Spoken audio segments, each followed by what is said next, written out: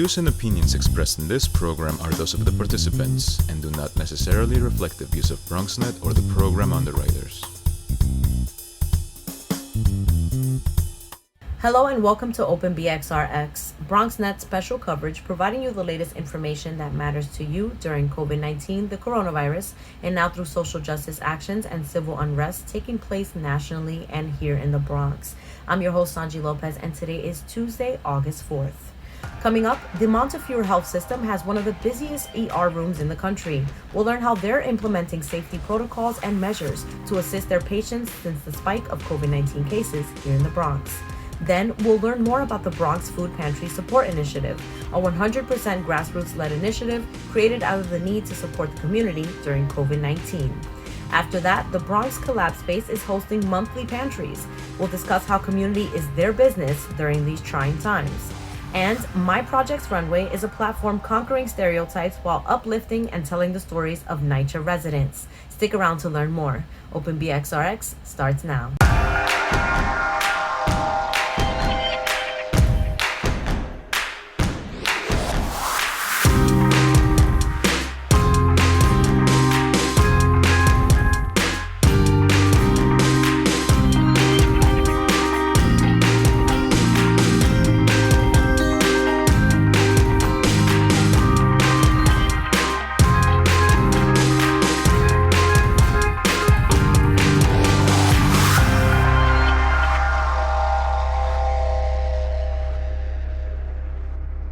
Welcome to Open BXRx on BronxNet. I'm your host, Sonyi Lopez, inviting you to get social with us at BronxNet TV on Instagram and Twitter, and BronxNet Community Television on Facebook.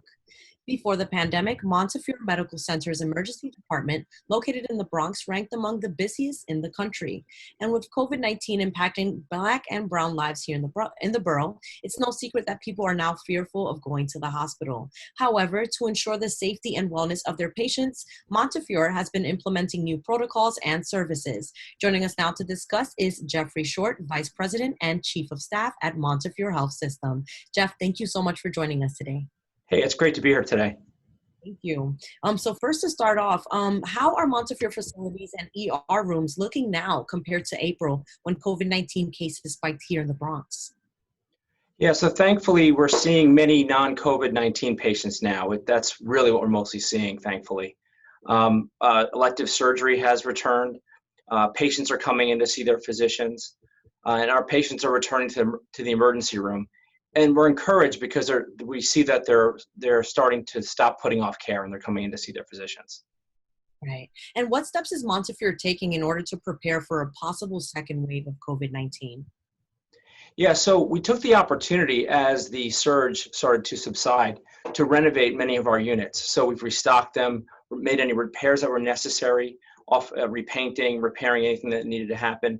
We've also taken a lot of time to figure out what we learned. So we went through a lot during the surge, and so we've essentially gone back and said, okay, what worked really well? What are some of the areas where we could improve? And we're putting that all into our future plans and protocols.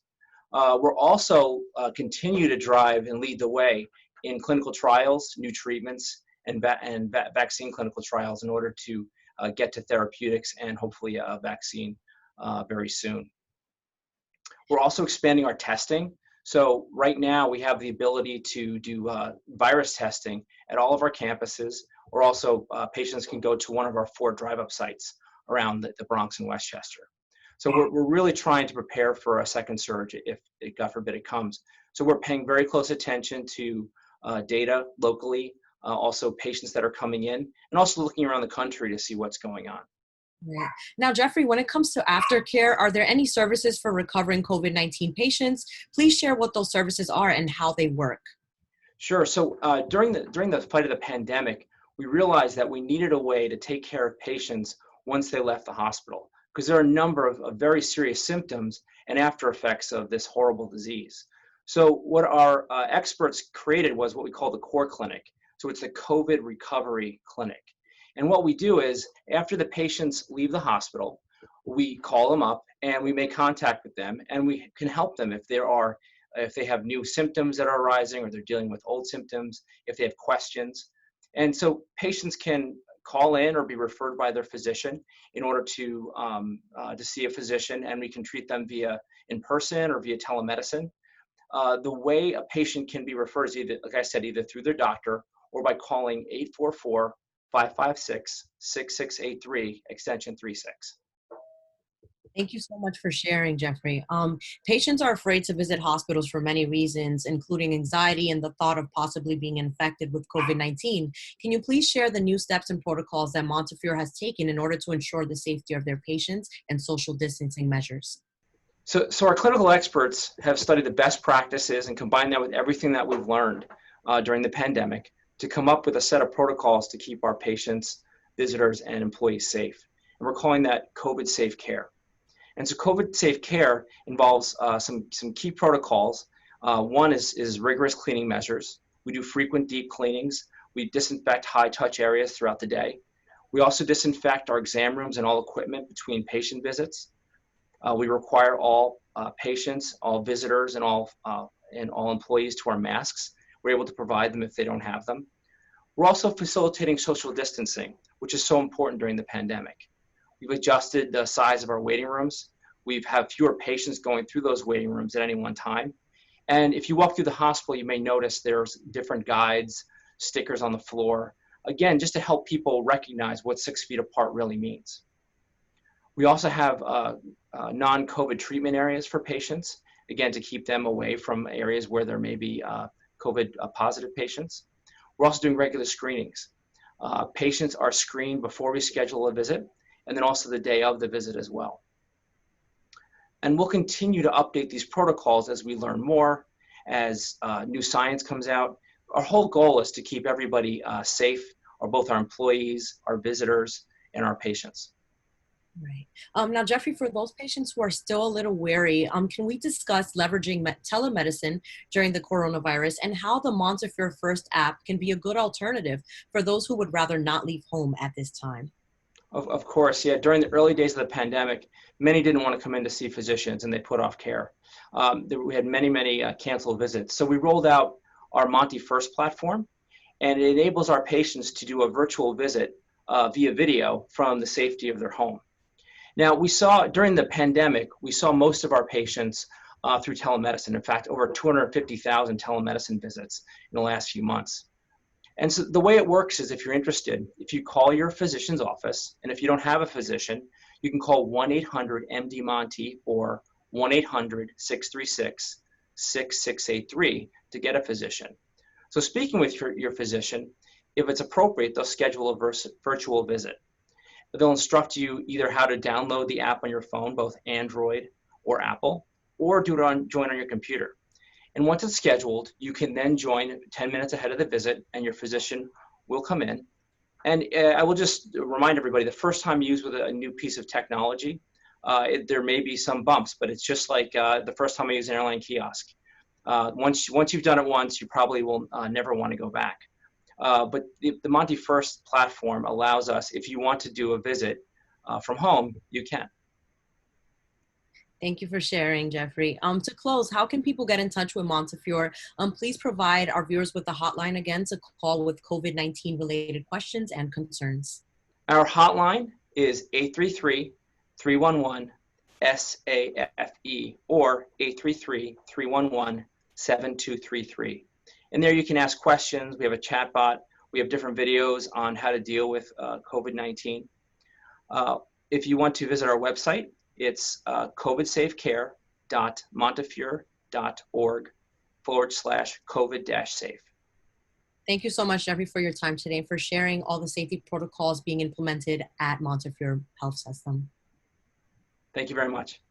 Folks, again, the Montefiore COVID Safe hotline to call with COVID-related questions is 1-833-311-SAFE. That's 1-833-311-7233. You can also visit montefiore.org for more resources and download the Montefiore First app to access telehealth services. We'll be right back. With coronavirus spreading, people at higher risk must take extra precautions. You're at higher risk if you're over 65 or if you have an underlying medical condition. Please visit coronavirus.gov for more information.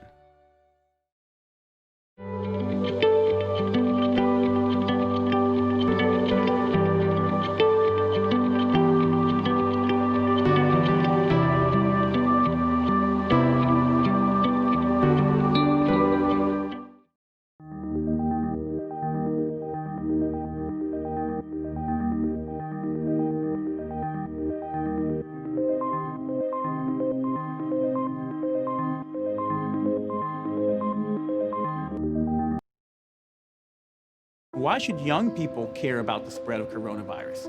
Well, we know that people with underlying medical conditions over the age of 60 are at highest risk, but they've got to get it from somebody. So we're asking everyone to be selfless for others so that we can protect those who are most susceptible. Not going to bars, not going to restaurants. It all just means physical separation so that you have a space between you and others.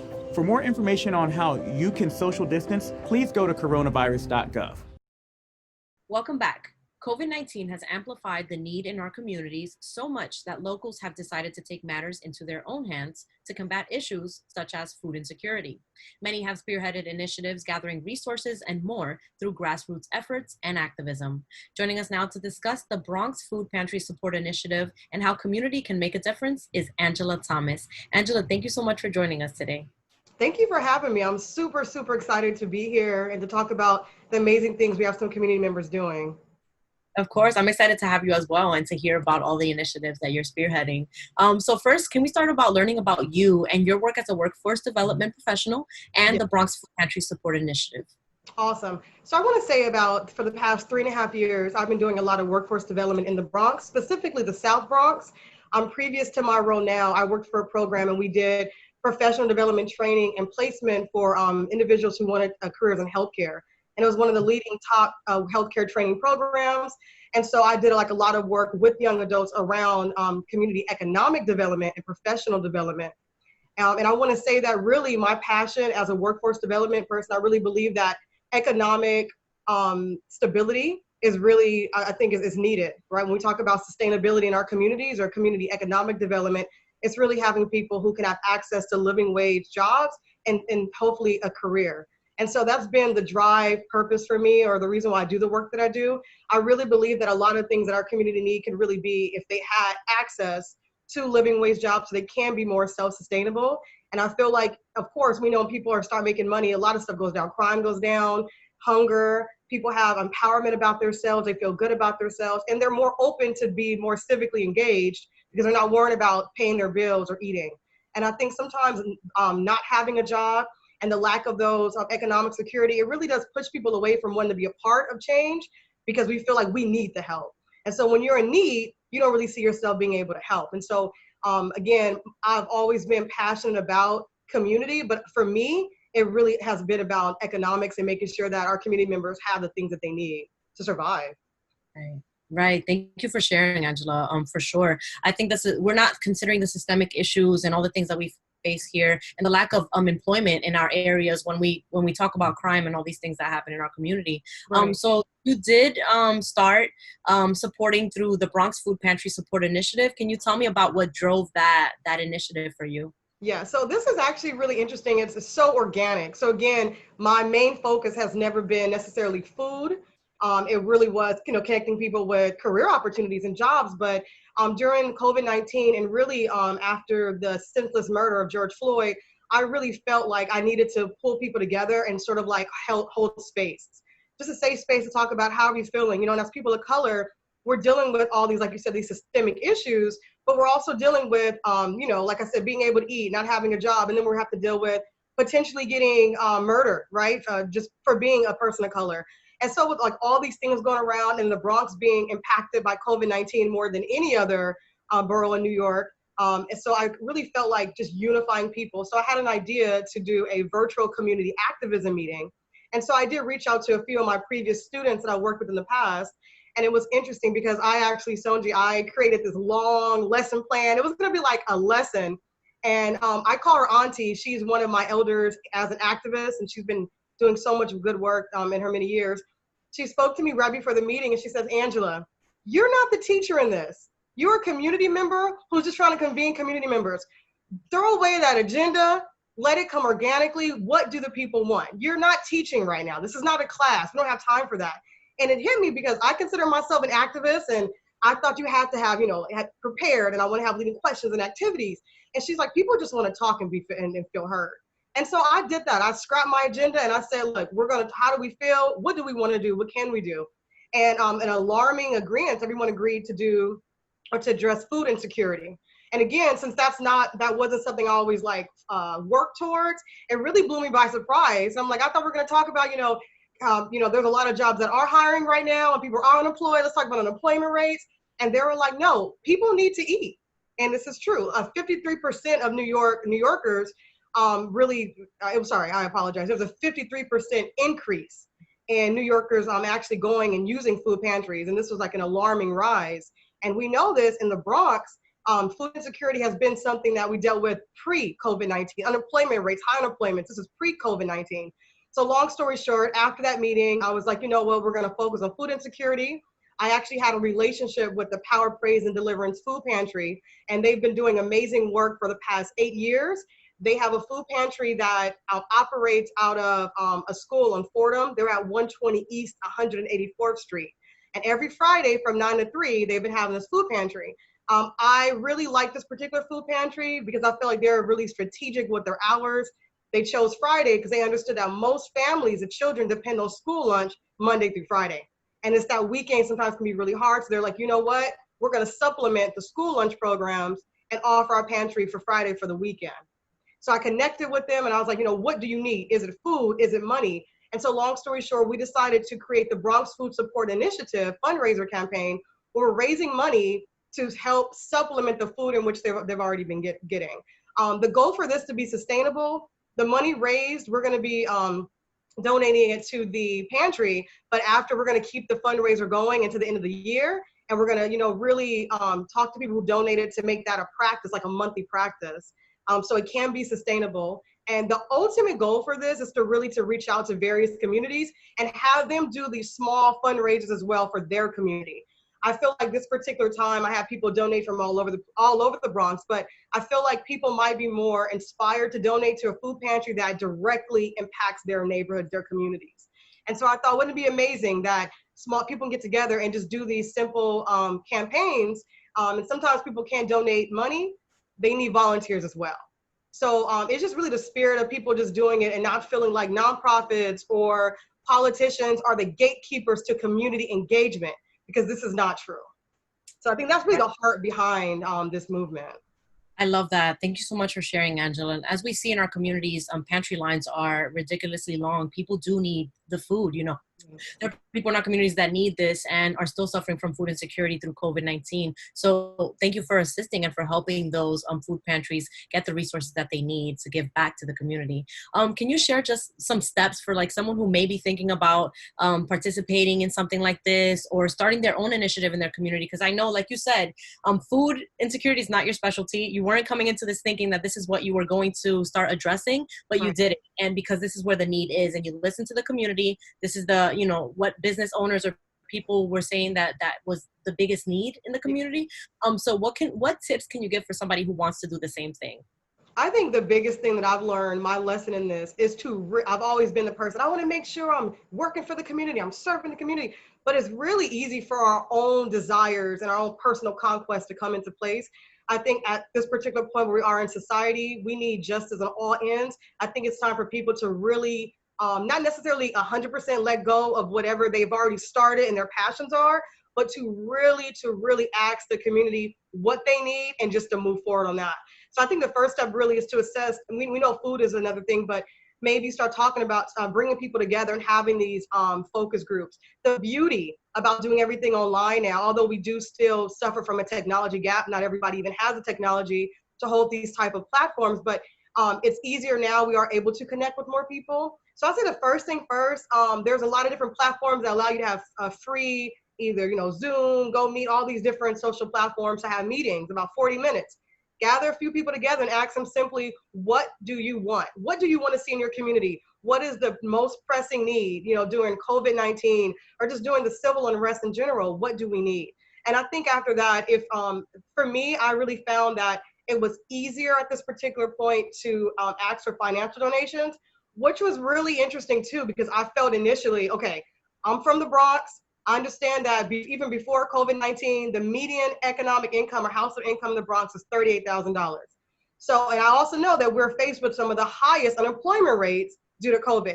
And I want to ask people for money. So I was conflicted at first, like, will people even be able to help? And I think just really reminding people that any amount counts. And just, like I said, I was surprised by the outpour of donations that we got. But it was really, so the steps again, finding a way to convene a few people in your community. It could even be just your family members, right? You don't even need a lot of people. It really just could be you. But I say convene people because, again, you don't want to go off of what you assume the community needs. So first, take a poll. What do we want? What do we want to see happen? If you do want to do anything around supporting food, most food pantries right now really are, they need money. It's easier for them to get money because they can shop the way they know they need to shop. They have very strict guidelines to be able to give out food. So if you do partner with the organization, which is simply calling them and saying, we want to help, they're not turning help down, right? They need volunteers, and they also need people to either donate food or donate money. I had the women in my committee, it's 5 of us, we sat down and wrote 20 people that we knew for sure that would help us and donate. And after that, we spread it out on our social media platforms. But it's really just simple: convene and ask, what do you want? That's number one. Number two, really come together and figure out what is the best way to make this happen. Call up local nonprofits, local agencies, because again, they need help. These infrastructures have been here. We do not need to reinvent the wheel at this point. We need to support work that's already being done, because there's a lot of amazing work being done in the Bronx. And I think last thing, do it, and do it with pride and understand. I feel like for me, when it comes to fundraising, to really learn not to take it personal, even though it's extremely hard to take it personal if you're deep rooted in the community. But I feel like the main thing is just to ask, what do we need, and to really devise a plan. It does not have to be this grand thing. I mean, anything helps. And I know a lot of people have been saying this, you need to contribute in your own way. And that's really been what I've been working on. Just how can we contribute in our own way? Right. And it's super important to do this from the heart. If it's something that comes from the heart, it's not a photo op. You are part of the community and you want to help your people because you are your people. You know what I mean? So I see a lot of times people feel a little wary about seeing politicians participate in certain things because it feels like they're not here on the regular. But once things get rough, they want to be like, you know what? Let me get in here and take this picture. So just putting that out there. Yes. Thank you. Angela, speaking of the committee that you've organized, can you share your goal about the Black and Latina Women's Empowerment Committee that you're seeking to organize and grow? Yeah, so it's always really been a huge thing of mine to just convene, specifically women. I'm a mother, and so I feel like sometimes it's really kind of difficult to connect. There was all these activism movements and rallies that were taking place. And to be completely honest, when everything really started happening in March around the civil unrest in this country, I felt like, I've been doing this work forever in the community, but I can't go out and protest. One, I didn't feel safe, and I have an 8-year-old.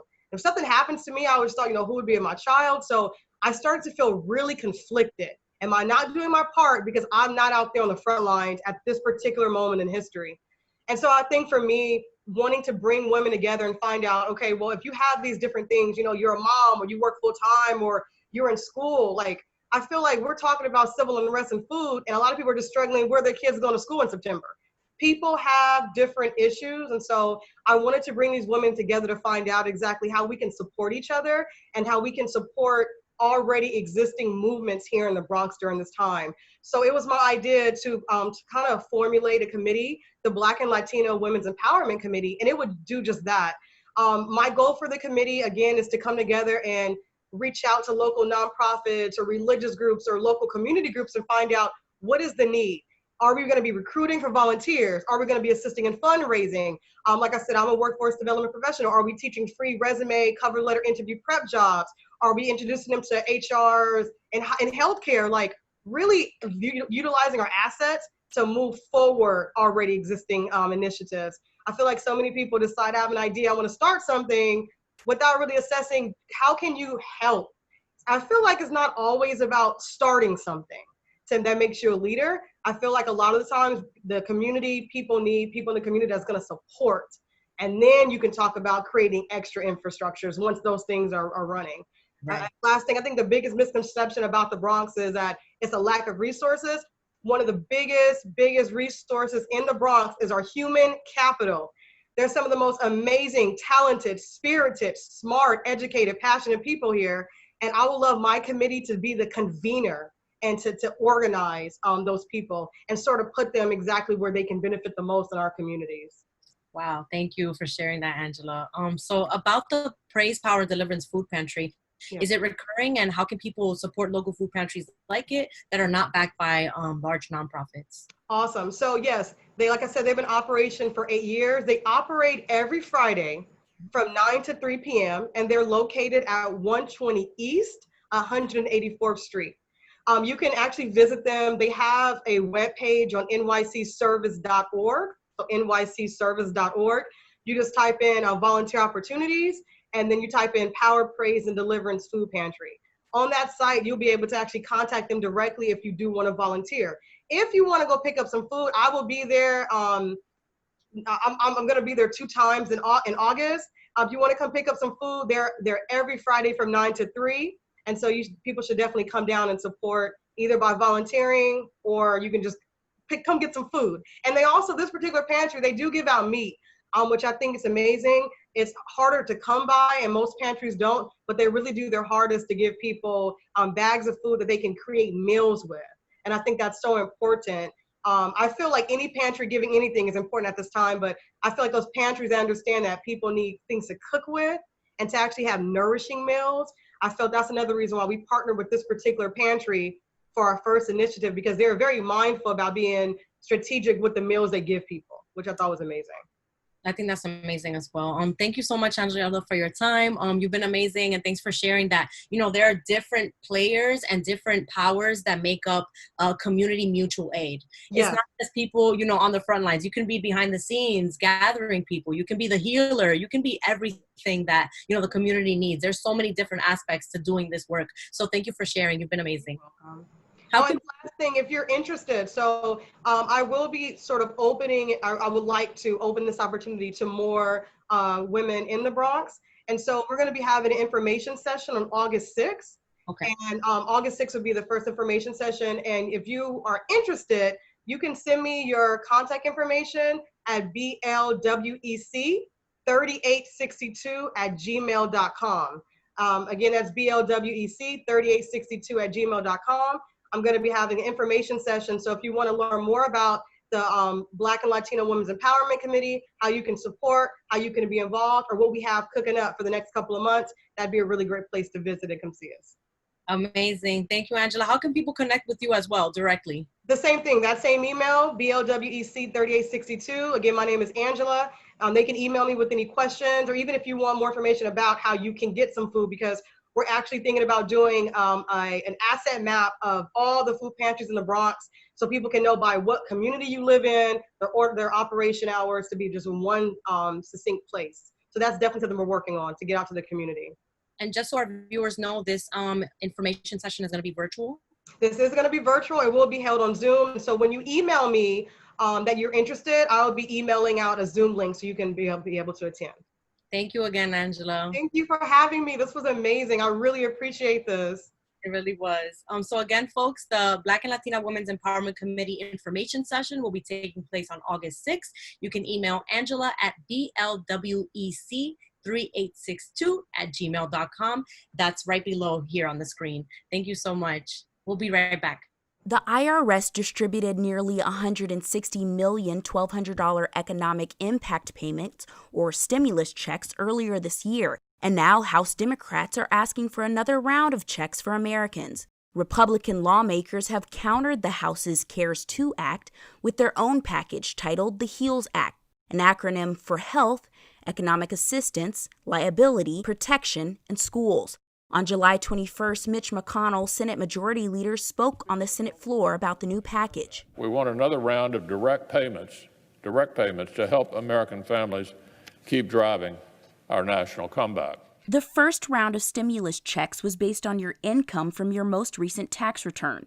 Filers who made less than $75,000 qualified for the $1,200 payment. Reduced payments were sent to single filers who earned between $75,000 and $99,000, or married filers who earned between $150,000 and $198,000. The House's CARES 2 Act and the GOP's HEALS Act have at least one thing in common. Citizens can expect another $1,200 check from the IRS in the next coming weeks, with similar conditions as the first. Speaker of the House Nancy Pelosi met with lawmakers about legislation earlier this week to negotiate and hopefully finalize the package. The difference between the two parties in this is drastic. Let's put that all aside and see if we can't find our common ground in this emergency. But let us do so respecting science, respecting meeting the needs of the American people. Mitch McConnell has made one thing clear. This will be the final relief package. If Congress finalizes the new stimulus plan before August 7th, Americans can expect their payments before late August. If Congress waits to finalize, it could be months before payments are sent out. Reporting for BronxNet, Darissa White. Welcome back. The Bronx Collab space is a micro, co-work, and community space for the socio-economic development of all Bronxites. Due to COVID-19, this safe space for collaboration has reshifted and refocused its goals to help the community in many different ways. Here to discuss is Coach T, co-owner of the Bronx Collab. Hi, Coach T. Thank you so much for joining us. Hi, thank you so much for having me. Of course. So just for those who are not familiar, can you tell us a little bit about the Bronx Collab? Absolutely. So the Bronx Collab is a community and co-working space. That's really what we're here for. We're here to make sure that, entrepreneurs, educators, and community folk have a place to gather, to educate themselves, but also a place to celebrate. The Bronx is dope and rich, but we had unaffordable spaces. So we wanted to make sure we had affordable options for Bronxites. Thank you. And what type of events have been hosted at the Bronx Collab space, and how have things changed and refocused due to the pandemic? Well, to be honest, this is really a flex space. There's so many different things that have shown up in this space. We've had wellness workshops, retirement parties, baby showers. We're currently partnering with nonprofits who have space here with their young people. So it's really a flex space. We love to say that it's a space designed for you to create in. Okay. I definitely attended the gaming tournament by, I think it was the Root Wave. I think it was amazing, and it just felt like such a safe space for Black and Brown folks to come and commute and just like enjoy it. So thank you for creating this amazing space for us. Absolutely, absolutely. Shout out to the Root Wave for that dope collaboration. Absolutely. Yes, it was dope, and the kids loved it. They absolutely loved it, and I did too. I participated as well. So I hope to see that come back again, because it was nice, and it's crazy to think that it was just like a couple of months ago that. That was absolutely. It'll be back. Yes. So, Coach, can you tell us more about your monthly Collab Cares Grab and Go Pantry? We are really rooted in the community, and we are really focused on giving back. We don't even use that term, giving back. The community is our business. It's our job to take care of our community members. So Collab Cares was something, the pantry was something we always wanted to do, like it's written in the business plan. But when COVID came up and we were seeing pantries were didn't have enough food for folks, lines were around the block, we were now is the time to actually launch this pantry to make sure that our community members can eat. So it's a pantry. It happens once a month, the third Saturday of every month. And what I love about it is that it's not, you don't have to have any ID, no particular situation. Just pull up and grab you a package and go about your way. Let's say a viewer is wondering where they gotta go. Where is it located, just so they know? So we're at 3866 White Plains Road on the corner of 222nd Street. Thank you. So you brought this up just now, but one of your posts that you shared on the social media pages, that community is your business. Can you please share your sentiments behind this as a local Bronx business? Absolutely. It's really that. The community is our business. Anything that the community may need and that we can provide, that's what we're going to do. Myself and our other co-owner, Esco, we're givers. We're natural givers. So we had already adopted a shelter in the lower Bronx that we were giving to. But we were that's our personal business. We weren't sharing about that. So when we say the community is our business, we want to make it clear that as a small business, although we're small, we know that we can make a huge impact. So we have space, which is something that a lot of people don't have. So having space, we want to make sure our space is available to allow people to transform in that space. So it's really our business. So right now we're doing our pantry, where we're also opening it up for wellness on Sundays so that people can come and do their yoga and work out and check out some nutritional facts. So the community is our business. Right. So that's the next question I wanted to ask. What's coming up at the Bronx Collab space, and how will you continue to ensure that the guests that attend and visit are kept safe at the space through COVID? Absolutely. So our spaces, we've been blessed with a space that's really long and narrow, right? So it's great for social distancing. So we have things put out so that people can remain social distancing. We have sanitization set up as well, encouraging folks to wash their hands and do things of that nature. But we also have the space professionally cleaned 3 times a week. So to make sure that the germs and everything is not, because we're all collecting germs every day, every moment that we're here, right?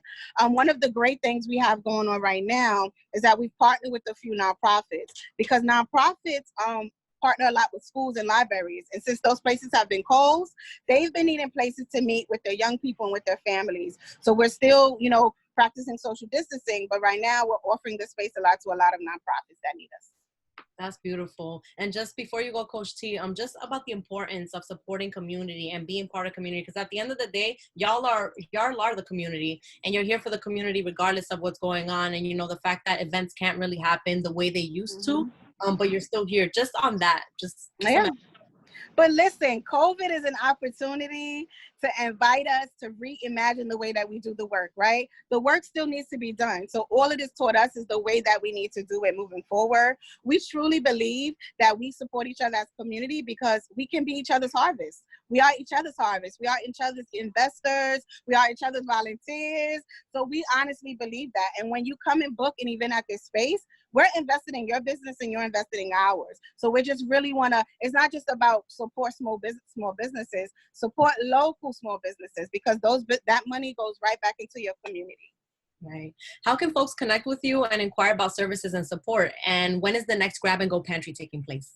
So the next Grab and Go Pantry is going to be August 15th, right here at the Bronx Collab, 3866 White Plains Road at 10 a.m. until our packages last. And if you want to, you know, connect with us, we're definitely on Instagram at the Bronx Collab, or you can check us out online on our website, www.thebronxcollab.com. Got you. And that was Saturday, August 15th or the 8th? Saturday, August 15th. Got you. All right. So thank you so much, Coach Steve, for your time and for joining us today. Thank you. I appreciate you guys. All right, folks, you can stop by the Bronx Collab on Saturday, August 15th from 10 a.m. to 12 p.m. for the Collab Cares Grab and Go Pantry located at 3866 White Plains Road. To donate, you can please reach out to the Bronx Collab via Instagram at the Bronx Collab. We'll be right back.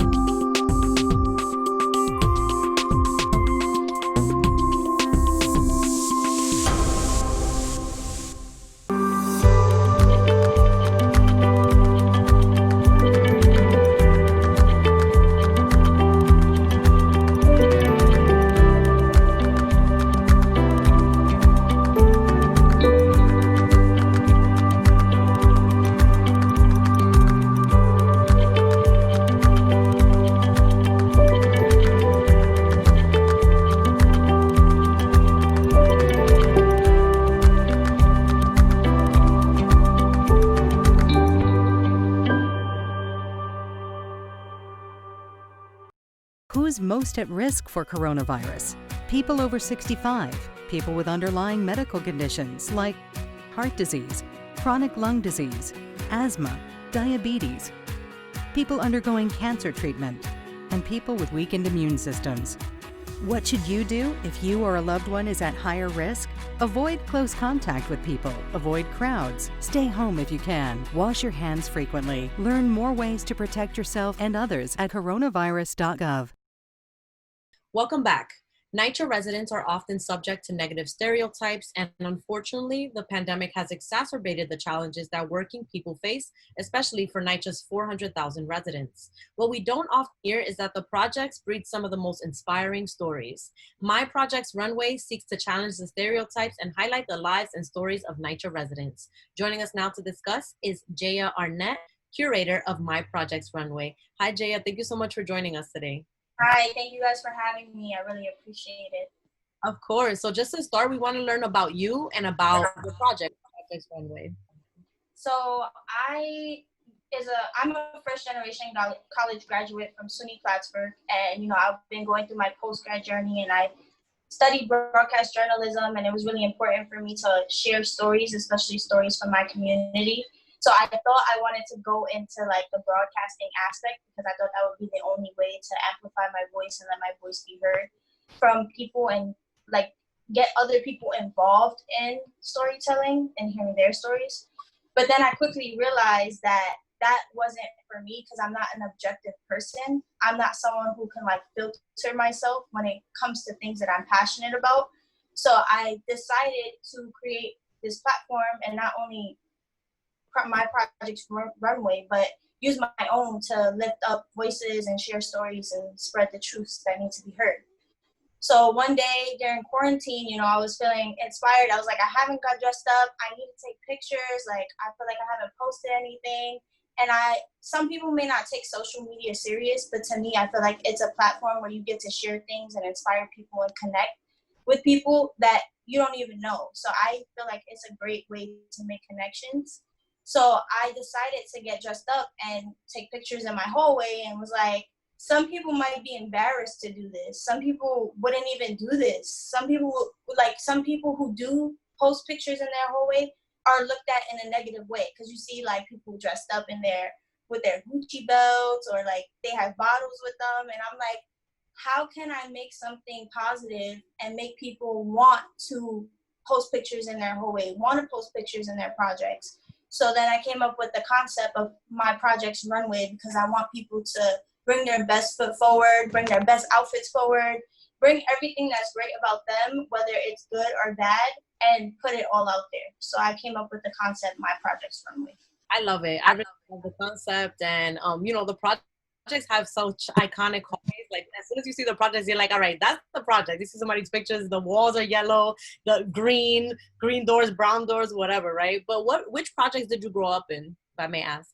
I grew up in George Washington Carver Project, so we call it Carver, and yeah, that's where I grew up. I was there since I was 16. Oh, not 16. I was 9, so I've been there 16 years. Yeah. You shared a passage titled "Public Housing Black Ghettos" from the book "The Color of Law." Can we discuss the stereotypes that NYCHA residents often face? So I was inspired to read also during this quarantine and like really dig deep because I'm considering law school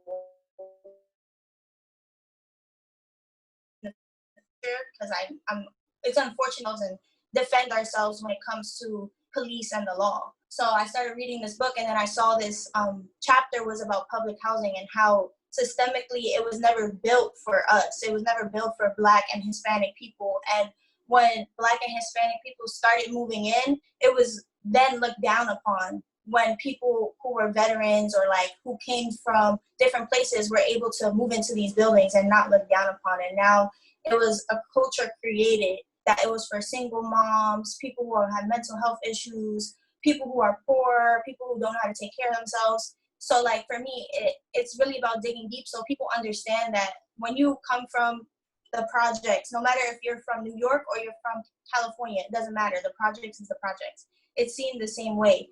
To take it with pride because there's people that when you walk into the projects or they're walking through, they speed through it or they feel like it's a dangerous place. So instead of trying to make it the negative way, we need to be proud of where we come from, regardless of what people say about it. So I wanted to share knowledge on the deep roots on how much it was not made for us, and it was made to be a negative thing from the jump. And now tying it back to My Projects Runway, why is it important and necessary for people and NYCHA residents in particular to tell their stories through this series? Well, I feel like it's important because I have not seen, and people can correct me if I'm wrong, a place that's specifically geared for people who come from NYCHA or the projects in general. We like to highlight the culture of it in the media. We like to talk about who comes from here or like if they made it very successfully, but we don't talk about it in general. We don't talk about the people who work day to day to pay their bills. We don't talk about the people who just live there and grow up there and become college graduates or people who just do great things on a day-to-day basis. We don't talk about those people. So I wanted to create a place where people felt comfortable sharing their story no matter what it is and who it is. It doesn't matter. As long as you have a story to share and you understand what it's like coming from these places, I want those stories to be told. It's like a Humans of New York, but I was inspired by that page and Nueva Yorkinos because it's archives of people from the hood. So if you're from the hood, you should be able to share your story and be proud of where you come from. No matter if it's you grew up, some people try to say like, oh, apartment buildings and the projects are two different things. I agree, I really do, but we all come from the hood. So we have stories to share regardless. Right. And like a lot of people are doing, incredible work and they're from the projects. And some of those people are essential workers during this time of COVID-19. Can we discuss the impact that COVID-19 has had on NYCHA residents, as well as the impact of policing on NYCHA residents and solidarity with Black Lives Matter movements? Well, that's another thing that has inspired me to create My Projects Runway to begin with, because it was during a time where people don't understand, like, especially people who are of power and they come from these like rich neighborhoods, they don't understand that when you place in social distancing laws and all these things, it doesn't count for people like us. It doesn't count because we live in a building where we have to get on an elevator and share it with everybody. And you want to know why? Because all of those people that live in that building are essential workers. They have to go to work. They weren't given the option to stay home and collect unemployment. They weren't given those options. So for me, it was like something I was noticing and I was seeing people come from work with their mask on, and I know they work long amount of days and hours. My mom was an essential worker, for example. So I'm seeing this on a day-to-day basis, and it just inspired me even more to want to share these stories because we are the community that's affected the most. I live right across the street from Mount Sinai Hospital, so I'm hearing sirens all day, every day, all night. And I understand why it's so stressful and why we are the communities hit the most is because we don't have options to sit home and sit on our asses. Right, and you also posted about solidarity with the Black Lives Matter movements. Someone was hanging a protest sign outside of their window. And when I went to a protest locally here in the Bronx, I saw that there was a lot of solidarity with NYCHA residents because at the end of the day, we're all a community, right? Can you speak a little bit about that? And just the impact of policing at NYCHA buildings as well. So I'm like a social justice, civil rights, like go hard. Like I get super frustrated. It like grinds my gears. It's like something that I've watched happen my whole life. So like for me, protests happening, they were happening right in between the projects. Like people were walking in between the projects, and people I saw it happen because I participated in one myself. As soon as everyone from who's sitting outside in the projects sees the protest, they're running to be a part of it too, because that's part of who they are in their community as well. So for me, talking about these issues like Black Lives Matter, voter suppression, all these things that affect my community, especially people who live in low-income communities and the projects, it's important for me to shed light on these topics. For example, as well, there was once where I was walking home this summer and I see cops throwing people from in front of my building on the ground. So I'm going to tell them, let's go, we're recording this, let's go, we gotta go record this. And I read the police, the NYPD guide. So I know what it is you can say, what you can't say, what they have to do. Even if they don't want to do it, if they don't do it, you can sue them. Because they have to give you their badge number and they have to give you their name, and some of them don't like to do it.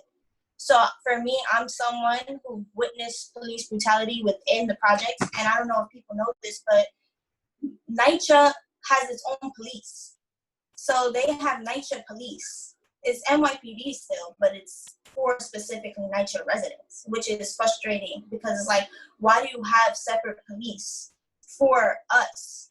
Why are we in the same category as everybody else? And it just shows that down the line from the very start, we were supposed to be put in these situations that we are put in today. So police brutality and shedding light on the Black Lives Matter movement is a natural thing for me. It's something I cannot not talk about. It's like, if you aren't talking about it, then you're a part of the problem. And if you aren't seeing what's happening, then you're a part of this problem that we have. Definitely. Jayah, can you share at least 1 to 2 entries and 1 to 2 submissions with our viewers for those who are not familiar with the page? There's this young woman who just graduated from college this year. She's a first generation college graduate. She had gotten pregnant her freshman year of high school. So her freshman year of high school, she was embarrassed to go to school. She was embarrassed to tell her mom that she was even pregnant because her mom had been in the same situation and her mom had worked very hard coming from Dominican Republic to create a life for her and her siblings to not experience what she experienced. So she had went to her mom and told her mom that she was pregnant and her mom was supportive of the situation.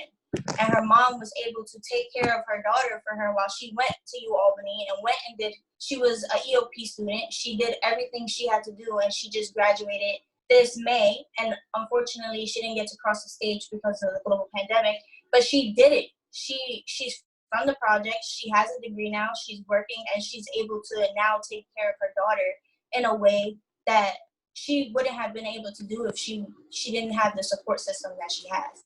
So people try to look down on the family, like how families are in the projects, but in reality, we're supportive and our community is supportive for each other.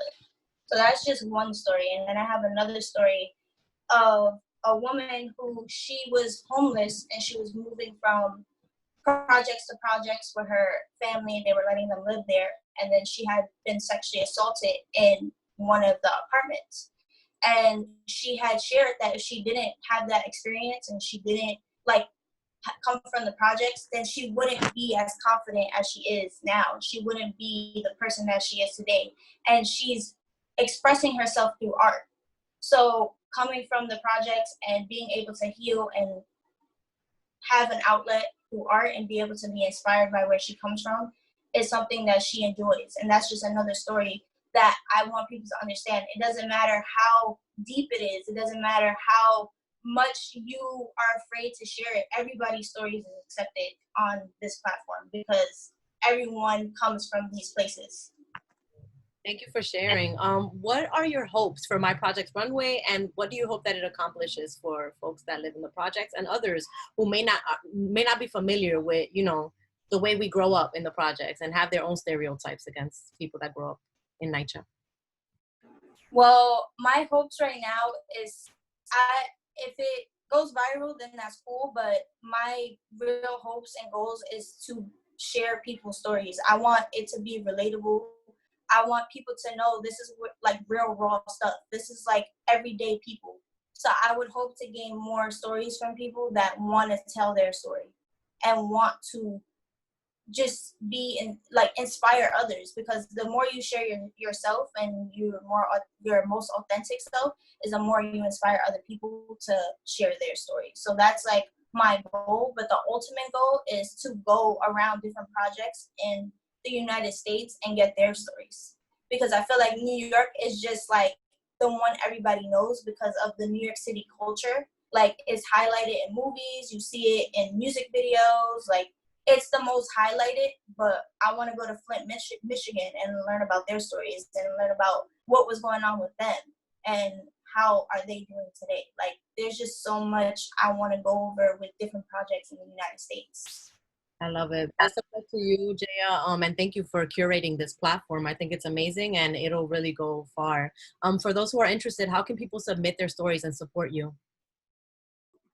So I have a link on my bio in the Instagram. It's at My Projects Runway, because I want it to be more than one project in the future.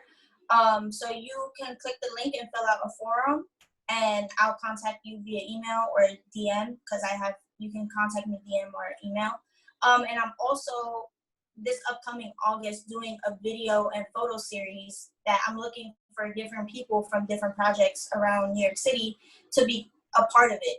Whether you just want to take your picture and share your story, or you want to strut in your hallway and get on video with your kids, with your grandma, it doesn't matter.